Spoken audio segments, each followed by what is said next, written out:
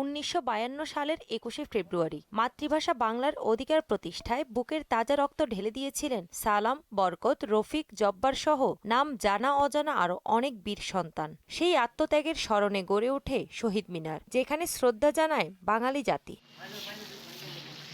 কিন্তু ভাষা আন্দোলনের ৭৪ বছর পেরিয়ে গেলেও জামালপুর জেলার অধিকাংশ শিক্ষা প্রতিষ্ঠানে এখনও নির্মিত হয়নি শহীদ মিনার। শত শত শিক্ষা প্রতিষ্ঠানে ভাষা শহীদদের প্রতি শ্রদ্ধা নিবেদনের জন্য নেই কোনো স্থায়ী স্মৃতিচিহ্ন।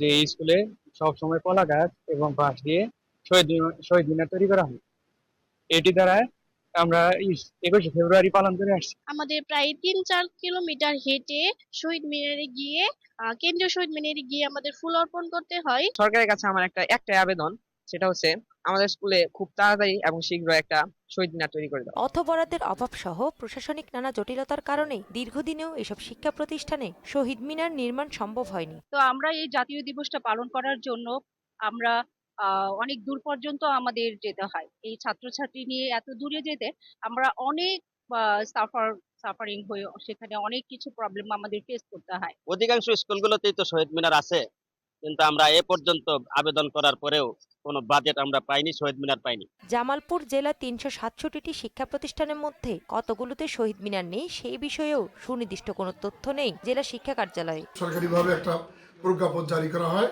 যার মাধ্যমে সকল শিক্ষা প্রতিষ্ঠানে শহীদ মিনার নির্মাণ করার জন্য আমরা তাগিদ দিয়েছি। ফলে সব জায়গায় শহীদ মিনার নির্মাণ হয়েছিল। এই বর্তমান মুহূর্তে কোথায় কি অবস্থা আছে আমি বলতে পারবো। ভাষা শহীদদের প্রতি যথাযথ মর্যাদা নিশ্চিত করতে শহীদ মিনার নির্মাণে দ্রুত সরকারি উদ্যোগ ও কার্যকর পদক্ষেপ নেওয়ার দাবি জামালপুরবাসীর। তাহসিন তারিন, মোহনা সংবাদ।